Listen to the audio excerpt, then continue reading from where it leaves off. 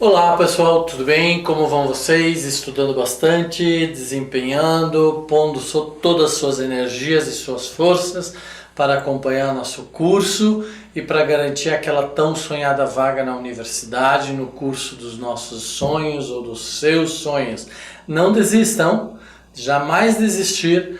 Você tem dificuldade, pega, lê, vai para frente, vai para trás, como é que era a nossa história? Vai para frente, vai para trás, vai para o lado, vai para o outro e vamos em frente, não paramos nunca, não devemos parar nunca, tá bom? Nossa aula de hoje é sobre embriologia, vamos dar continuidade a algumas aulas anteriores, né? E vamos falar então dos anexos embriológicos. Então, embriologia é o estudo dos embriões, né? Os embriões, e aí nós vamos estar falando então hoje dos anexos ao embrião, né? Então, todo o embrião, enquanto está em sua fase de desenvolvimento interno, né? Não é fase de fecundação, porque o óvulo foi fecundado pelo zigoto, que vai formar aquelas células que vocês sabem, os blastômeros, os blastópodos, a mórula, a glástula, né? E assim vai formar um embrião. Este embrião tem nos seus conjuntos ou no seu conjunto tem anexos que servem para diversas funções e nós vamos falar deles hoje, tá? Então são estruturas transitórias, elas vão estar presentes enquanto o embrião estiver ali se desenvolvendo. A partir do momento que o embrião se desenvolveu e nasceu, não tem mais função, não tem mais necessidade de existência. Então elas vão deixar de existir, né? Principalmente nos corpos dos vertebrados. Quem que eram os vertebrados? Eram os animais que possuíam notocorda, né? Que ia formar a coluna vertebral. Perfeito? Então, não fazem parte do embrião, lembrem-se, não fazem parte do embrião, por isso são chamados de anexos embrionários, tá? Ok? São oriundos dos mesmos tecidos que formam os embriões, os folhélios embrionários, mas não são o embrião. Chama atenção, repito e repito até vocês fixarem. Os anexos embrionários não fazem parte do embrião, né? São anexos, estão ali para cumprir com alguma função e nós vamos falar dessas funções hoje. Mas prestem atenção e lembre-se, são formados pelas mesmas células que dão origem ao embrião, né? Os folhélios embrionários, né? Os folhetos embrionários, mas não fazem parte do embrião, não são embrião, tá? Que são a ectoderme, a mesoderme e a endoderme, né? Ectoderme ou epiderme, né? A gente já sabe que dependendo se é latim ou se é grega a palavra, tá bom? Esses são os folhetos embrionários ou os folhélios embrionários, tá?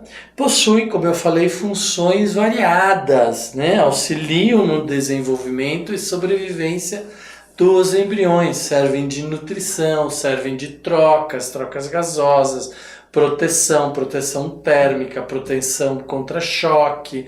Tem várias funções, cada um deles tem a sua função, tá? E novamente, quando o embrião se desenvolver, crescer e estiver pronto para sair do corpo da mãe, ou no momento da saída do corpo da mãe, vão eliminar ou vão se separar desses anexos embrionários, tá? Regridem, desaparecem sua ação após um determinado tempo. São eles saco vitelino, âmnio, córeo e alantoide. Então nós vamos falar dos 4 a partir de agora. Vamos lá? Prestando atenção, sacos vitelínicos ou sacos vitelinos, né? Primeiro anexo embrionário. Então lembre, o saco vitelino é o primeiro anexo embrionário, com função de nutrição, pois armazena o vitelo do zigoto. Então a função do saco vitelínico é única e exclusivamente nutrir o embrião de água e alimentos e sais minerais, tá? Ok? Proveniente da endoderme, associada à mesoderme, esplancnopleura e está ligada ao intestino animal, né? Então vocês estão vendo aqui, infelizmente eu não posso mostrar para vocês, mas eu com a caneta, então eu vou mostrar com a minha mão, com o meu dedo. Este é o saco vitelino, né? Ele está ligado ao embrião, mas ele não faz parte do embrião. Conforme o embrião vai se desenvolver, ele vai perder a sua função e vai deixar de existir, tá? Nos mamíferos placentários, aqueles que possuem placenta, é pouco desenvolvido, pois o ovo que o deu origem, o oligolécito, possui pouco vitelo, né? A nutrição é feita pela placenta, então nos mamíferos placentários, quem faz a nutrição do embrião, quem faz as trocas de gases, oxigênio, né, fornece água, sais minerais, é a placenta, não o saco vitelino, tá? Nos peixes, o ovo telolécito completo é o único anexo embrionário presente, sendo muito desenvolvido e revestido pelos 3 folhíolos, tá?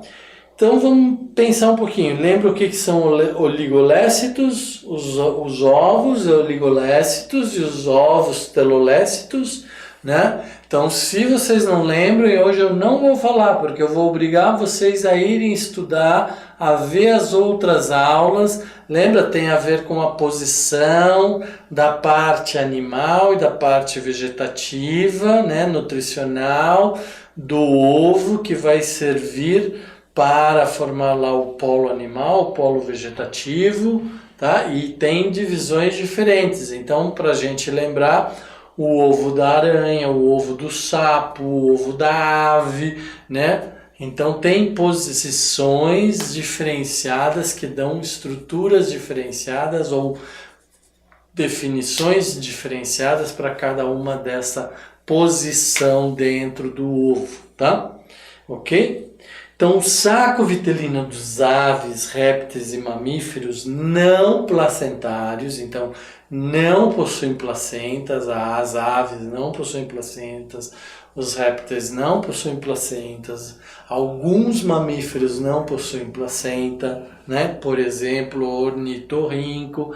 Lembra quem é o ornitorrinco? É aquele mamífero da Nova Guiné, África, Jamaica, Rússia? Não, lá da Austrália, só ocorre lá na Austrália, né? Tem um bico de pato, tem corpo com algumas escamas, algumas proteções na sua pele, parece então uma ave, né? E parece um porquinho, né? Então, bico de pato, parece um porquinho, tem os pés com membranas, tá certo? O saco vitelino é muito desenvolvido, porque é proveniente de um ovo com muito vitelo. Então, por que no ovo da ave nós temos muita clara, né? Que é um conteúdo nutricional para o embrião, né? Nos répteis a mesma coisa, temos os ovos e o embrião vai desenvolver dentro do ovo, né? Aos mamíferos não placentários como o ornitorrinco que colocam ovos. Então estes animais eles colocam ovos, os embriões têm que crescer dentro de um ovo e não dentro de uma placenta, como é o caso do boi, como é o caso do cavalo, são os gatos, os cachorros e nós seres humanos, né? Possui mesoderme, tem função hematopoética, né? Produzindo as primeiras células sanguíneas e vasos. Então, função hematopoética significa função de produzir as primeiras células sanguíneas e vasos do feto, do embrião, tá? E surgiram e possuem mesoderme, tá? Então tem uma camada mediana que vai dar origem a quem? Normalmente aos órgãos e sistemas internos de digestão, né? Função metabólica, não estrutural, não de revestimento, né? Nos anfíbios é um pouquinho diferente. O vitelo está armazenado nos macrômeros que formam a endoderme. Não possuem uma bolsa típica. Então lá, os mamíferos, os anfíbios, lembra do sapo? Como é que o sapo ovupulava a fêmea? A fêmea liberava seus óvulos no meio ambiente, o sapo macho ia lá e liberava seus espermatozoides sobre aquela quantidade de óvulos, então ia se fecundar, ia ser fecundação externa, né? E ia formar um tipo de ovo com um tipo de saco vitelino, né, dentro para servir de nutrição ao embrião, né? E não possuem bolsa típica, não possuem, né? Olha lá uma foto de um sapo, olha o saco vitelino do sapo, né? Parece que ele está tendo uma deformação, mas não é. É ali que está armazenada a substância que os peixes precisam, né? Tá? Então, olha lá, nós temos o arquêntero, o embrião, o âmnion, a cavidade amniótica, o córion, membrana do alantoide, corioalantoide, membrana do vaso vitelínico e o vaso vitelínico. Então, eu falei que pode ser sacos vitelinos ou saco vitelínico, né? Então, mais uma vez aqui nós temos um exemplo de um embrião com um saco vitelínico e as diversas estruturas do óvulo, né? Tá? Ok? Vamos falar do âmnion. É uma bolsa com líquido amniótico que reveste o embrião. Então, é uma bolsa que está revestindo o embrião. Olha lá a bolsa, né? Olha aqui a bolsa, né? Está revestindo o embrião. Né? E protege o embrião do meio ambiente, né? Então evita a perda de água, evita o choque, evita calor, evita frio. Ela está ali dentro, o embrião está ali se desenvolvendo dentro do âmnion, né? Protegido, né? Dentro daquela estrutura, protegido contra todas as adversidades ambientais e climáticas, tá? Então, função de nutrição, proteção, aquecimento, revestimento, amortecimento a choques, né, mecânicos, tá?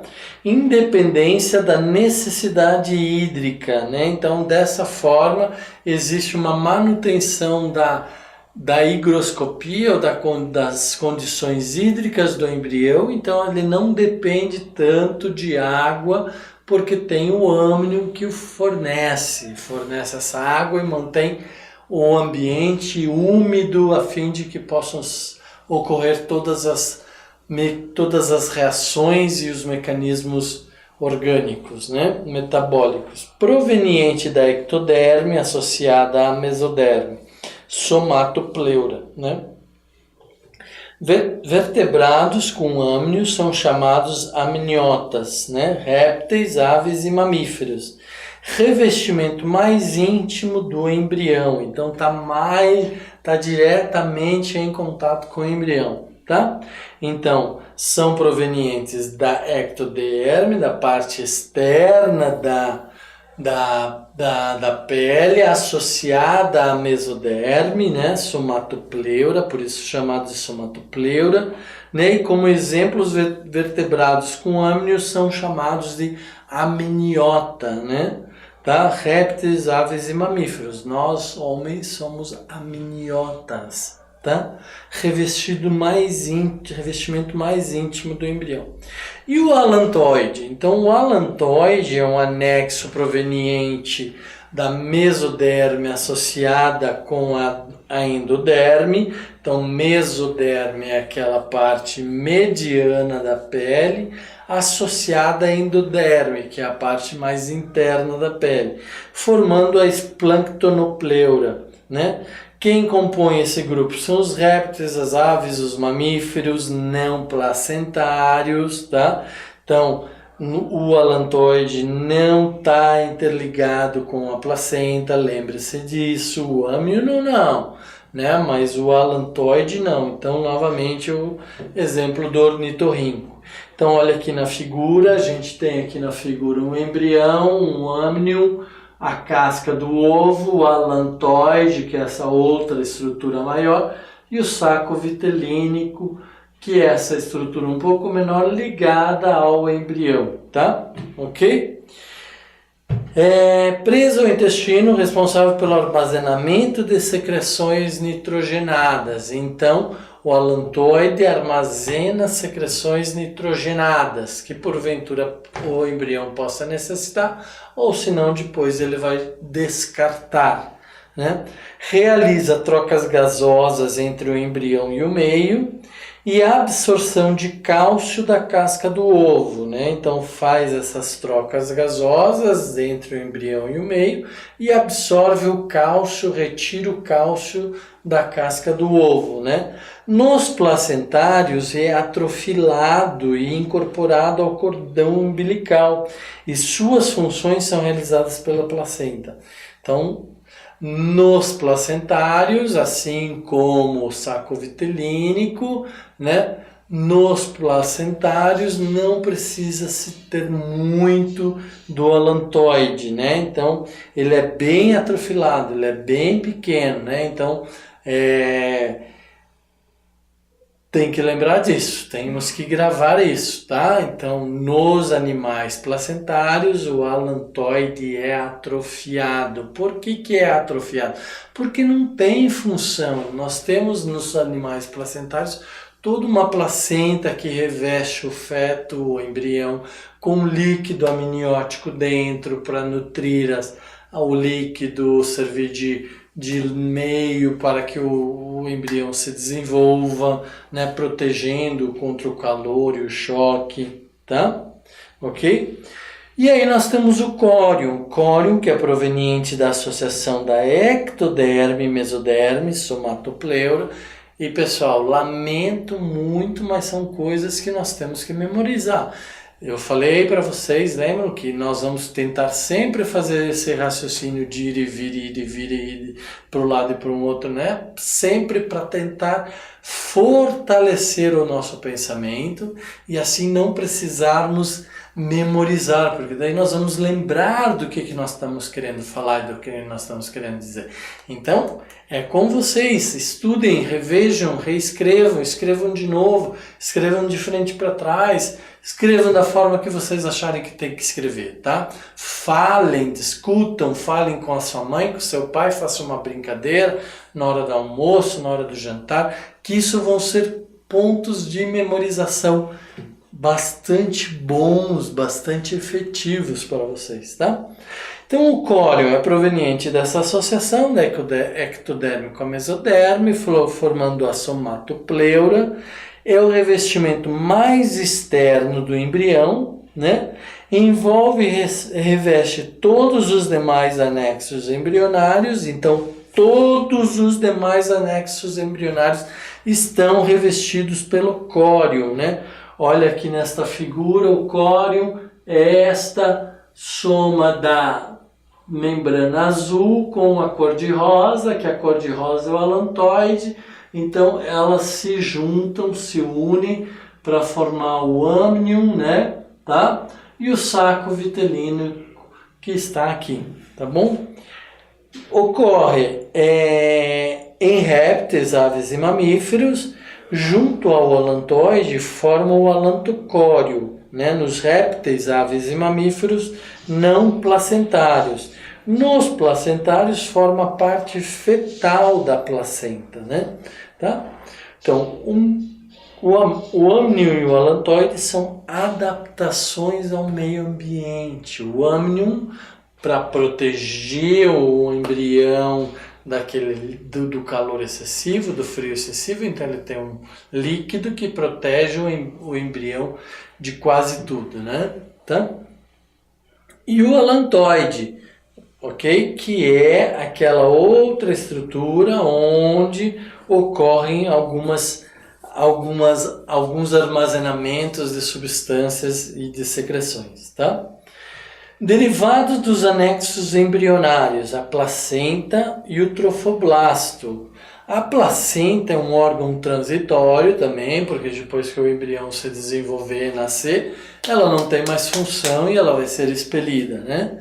É mista, realiza as trocas nutricionais entre o embrião e a mãe, né? Tá? Formado pelos tecidos fetais, córeo e maternos, decídua basal, né? Reveste o útero. Então, a placenta reveste todo o útero da mãe, né? Com sua pele, com a sua camada protetiva, e assim evita todos os problemas que a gente já relatou aqui. Inclusive, uma placenta bem formada, ela vai evitar o aborto espontâneo, né? Ela vai ajudar no processo de evitar um aborto espontâneo. Por quê? Porque o feto vai estar bem protegido e com todas as condições de desenvolvimento que ele precisa, né? Tá? O trofoblasto inicia a formação da placenta e forma o córeo. Então, olha lá, quem que forma a placenta? O trofoblasto. Forma também o córeo, né? Tá? Troca por difusão, osmose e transporte ativo. Então, a troca da placenta, troca de oxigênio, de água da placenta com o embrião ocorre ou por osmose, ou por difusão, ou por transporte ativo intracelular, né? O córeo produz o hormônio gonadotrofina cariônica, né? Que é o responsável pelo amadurecimento do embrião, né? Os sangues do feto e da mãe não se misturam na placenta. Então, apesar de haver trocas nutricionais, trocas gasosas da placenta com o embrião, o sangue da placenta não se mistura ao sangue da mãe até o momento do seu nascimento. No momento do seu nascimento, há uma mescla, uma união desses sangues do feto com a da mãe, muito importante. Por exemplo, mães que possuem HIV, mães que possuem sífilis ou outras doenças, no momento do parto, no momento que a bolsa se partiu, no momento que o ser vivo vai vir ao mundo, pode haver o contato entre sangue materno e sangue do embrião ou fetal, e com isso contaminar este embrião, tá? O HCG estimula o corpo lúteo dos ovários a produzir progesterona, tá? Então, o corpo lúteo dos ovários. Onde estão os ovários? Nas tropas de Falópio. E ali, então, quando há a fecundação, ele produz muito corpo lúteo, que é para lubrificar, que é para alimentar o óvulo ou os óvulos, né? Tá? E produzir a progesterona. A progesterona estimula o crescimento da parede do útero, aumenta a fixação da placenta e evita o aborto espontâneo novamente. Então, essa progesterona aumenta o crescimento da parede do útero, aumenta a fixação da planta e evita o aborto espontâneo, tá? Então, é muito importante a mulher ter bons níveis de progesterona no seu organismo. No terceiro mês, olha o que acontece, bem bacana, a placenta começa a produzir a progesterona, que até é um meio dela se preservar, né? Tá? E ao final da gestação diminui a produção, o que dá início às contrações uterinas e ao parto. Então, ao final da gestação, lá pela 39ª semana ou 49ª, a mulher para de produzir a placenta ou de alimentar a placenta. E com isso, então, o bebê começa a ter uma necessidade de ser exposto ou sair do corpo da mãe e ir para o meio ambiente, tá? Funções da placenta: trocas gasosas, nutrição, excreção, produção de hormônios, defesa imunitária, né? Então isso a gente já falou. Agora, defesa imunitária a gente não falou ainda. O que é defesa imunitária?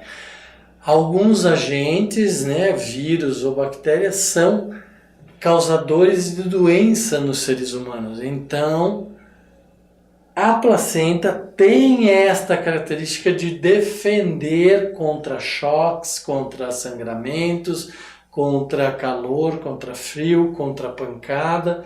Então, a placenta tem essa função de proteger o feto, tá? Muitas doenças são transmitidas da mãe para o feto ou para o embrião, como HIV, AIDS, né? Sífilis, toxoplasmose, rubéola. Ou seja, não é porque a gente está sã, ou porque nossa esposa está sã, ou porque a mãe de nossos filhos está sã, que num momento do parto ela possa não contaminar o seu próprio embrião, tá? Então, por isso é necessário ficar muito atento, tá? Então, aqui, ó, placenta, né? Então, nós temos aqui na figura 1, nós temos o colo do útero, tá? No 2 nós temos o endométrio, que é esta camada mais clarinha. Na 3 nós temos o miométrio, que é o do meio. E nós teríamos um ectométrio aqui na parte de fora da placenta, tá? Nós temos o córeo viloso no número 4. Olha lá, o córeo é aqui em cima, aqui que faz essa união com o embrião, né? Nutre o embrião a partir dos vasos sanguíneos da mãe, né? Temos o alantoide, né? Cadê o alantoide? É o número 5, que é essa parte branca aqui, que serve para as trocas, né? Então, essa estrutura vai se perder, assim como as outras estruturas ou anexos do embrião, tá? Temos o amnion é o número 6, não, é o número 7, que é essa parte azul, né? Então ali nós temos todo o líquido amniótico que está nutrindo e dando água e condições e cuidando da temperatura e protegendo o embrião. E por último nós temos o cordão umbilical, que é o número 8, que une o feto, o embrião, ao alantório, à placenta, né? Fornecendo ao embrião alimento, gases, água e todas uma série de necessidades que o embrião precisa para se desenvolver, né? Cordão umbilical. Então, o cordão umbilical é o que une a placenta, o alantório ao feto, né? Então ele tem 2 artérias e uma veia, tá? É envolvido por tecido conjuntivo, que é o amnion, né? Ou a gelatina de Wharton, tá? Também chamada de gelatina de Wharton. O embrião, então o embrião tem uma gelatina que o protege e essa gelatina é chamada de gelatina de Wharton, tá? Ok? Possui circulação invertida, artéria umbilical, sai do feto e transporta um sangue venoso rico em CO2, né? A veia umbilical chega ao feto com oxigênio e nutrientes, né? Então, na circulação invertida, a artéria sai do feto e leva ao alantório CO2 como uma secreção das ações, das atividades metabólicas do feto, do embrião, né? E a veia umbilical chega no feto com oxigênio e nutrientes. Então, olha lá, nós temos nessa figura a estrutura da placenta, a estrutura do embrião com a placenta, onde que acontecem todas as estruturas, e vocês vão ter que estudar e gravar isso bastante bem, né? Então nós temos dentro do cordão umbilical, que é o cor-de-rosa, nós temos 2 artérias e uma veia, tá? Que vão dar capacidade ao embrião de se alimentar e fazer todas as trocas metabólicas, químicas que ele necessita. Tá? Então o cordão umbilical possui normalmente 55 centímetros, é bastante grande, né? Tá? Certo? de comprimento. Carrega tecidos remanescentes de folhetos embrionários ou folhetos embrionários e apresenta células troncos em seus tecidos. Ah, células tronco, né? Vamos falar um pouquinho dessas células troncos, um assunto tão polêmico, tão discutido hoje em dia, né? Vamos entender um pouquinho melhor o que são as células tronco. Células tronco são as células encontradas nos embriões dos novos seres vivos. Elas normalmente não apresentam diferenciação e por não apresentarem essa diferenciação, elas podem então ter várias funções e vários outros ações, né, atividades nos embriões, nos organismos, né? Sua função de produzir novas células tronco e as células diferenciadas, né, que produzirão tecidos adultos. Então, essas células tronco são células que vão fazer a diferenciação ou vão ter diferenciação e vão produzir outras características, outras necessidades do organismo, tá?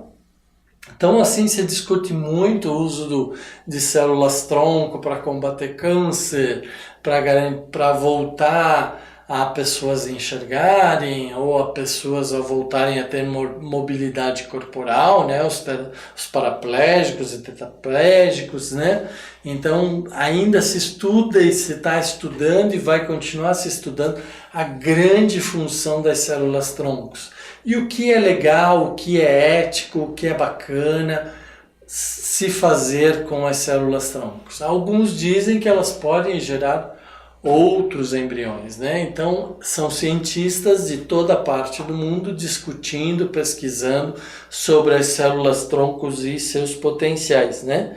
Possuem as seguintes características: são indiferenciadas, então não sofreram diferenciação ainda, são idênticas, né? Não podem se reproduzir por meio da mitose e podem sofrer a diferenciação. Então, não estão diferenciadas, mas podem sofrer diferenciação. Como vão sofrer diferenciação, né? E podem se reproduzir por meio da mitose. Lembra o que acontece na mitose? O cromossomo se afasta, gera-se novas fitas e as duas novas células vão possuir as mesmas características hereditárias dos seus progenitores, né? Do núcleo do ovo fecundado pelo espermatozoide, tá? E nessa questão, então, os núcleos se separam e formam novas células, tá? Células tronco são células embrionárias do tipo totipotentes, capazes de formar zigoto, blastômeros, etc. Pluripotentes, capazes de formar linhagens de células do embrião, menos a placenta, blastômero do embrioblasto. Multipotentes, avançado grau de diferenciação, capazes de originar somente um tipo de célula. Então, nós temos 3 tipos de célula tronco, as células embrionárias chamadas de células tronco. São as totipotentes, capazes de formar zigoto e blastômeros. Pluripotentes, capazes de formar células do embrião, blastômeros e embrioblasto, e as multipotentes, avançado grau de diferenciação. Então já possui uma diferenciação, tá? Quanto à origem, as células tronco podem ser embrionárias ou adultas. Embrionárias são as células tronco retiradas do embrião. Pode ser feito isso. E é aí que vem a discussão do que é ético e do que é moral, né? Tá? Se tirar uma célula de um feto, de um embrião que não nasceu, então você está fazendo um processo cirúrgico invasivo de muita dor, ou tirar estas células tronco já de indivíduos adultos, são processos muito invasivos, são muito dolorosos, né? Tá? E dependendo da função, são válidos, pode até ser válidos ou não, tá? Ou podem ter grandes problemas aí de validação, tá? São retiradas do tecido vivo após o nascimento, medula óssea, cordão umbilical, testículo, sangue, gordura, fígado.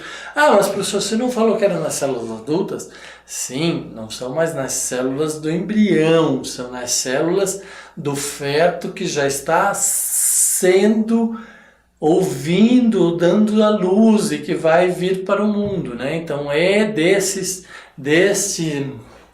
ser, desta fase ou desse estágio de desenvolvimento do ser, são tiradas células-tronco, onde são avaliadas e podem ter inúmeras finalidades, desde que haja compatibilidade genética entre o fornecedor e o receptor. Isso é fundamental, porque senão o processo não funciona, tá? Ok? Funções da célula-tronco. Então, recuperação de tecidos lesados. Então, alguém que sofreu um acidente, ficou paralítico, tetraplégico, perdeu mobilidades do corpo, deixou de enxergar e outras doenças. Então, as células-troncos podem vir ajudar a esses indivíduos, né? Produção de novos tecidos e novos órgãos. Então, por meio dessa ação é que ela vai permitir que os seres vivos se desenvolvam, porque ela vai estar fornecendo mais órgãos e mais tecidos vivos, né? Produção de novos indivíduos, também assegurando aí o desenvolvimento de novos indivíduos, né? Como eu já falei, esse tema de células-tronco geram grandes e grandes debates, embates éticos, morais, técnicos, né? Devido às incertezas e devido ao processo que as religiões chamam de estar alterando o ciclo natural da existência humana. Tá? Nos vegetais estão localizados nos meristemas das gemas, coifa da raiz e ápice do tronco, pois estão em tecidos embrionários. A gente já falou sobre isso. Tecidos embrionários ou tecidos jovens das plantas são chamados parênquima, né? Tá? Parênquima. Esse tecido embrionário, ele vai ter células aí, chamadas células-troncos, que podem ser retiradas e colocadas em outros vegetais ou utilizadas em outros vegetais para fazer as reações químicas ou as reações genéticas, tá? Ok? Então, pessoal, essa é a aula de hoje sobre embriologia. Vamos ficando por aqui. Nós vamos terminando esta aula com células-tronco. Vocês, novamente, são aulas rápidas, vocês precisam fortalecer esses conhecimentos, esses conceitos. Então, busquem suas referências bibliográficas, leiam, revejam as aulas, façam apontamentos, vão para a internet, discutam com amigos, com colegas, com familiares sobre os conceitos. Tá bom? Fiquem bem e até a próxima aula. Um grande abraço.